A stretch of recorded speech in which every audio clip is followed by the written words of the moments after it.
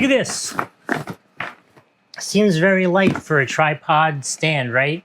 That would be because Nikki bought this for herself, took it out, set it up, and installed it all by herself. She is the most amazing woman in the world, does crazy stuff with technology, takes care of this house, feeds me, all these amazing things.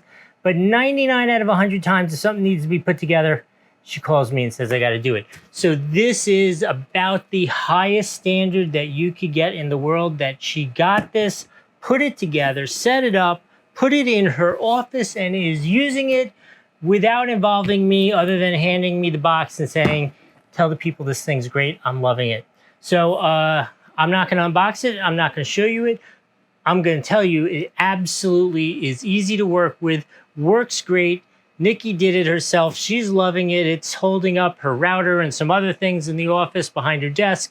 Yeah, it really worked perfectly. So I'm going to give this an invisible 5 out of 5 on the Doug score. Hope that was helpful. We'll see you next time.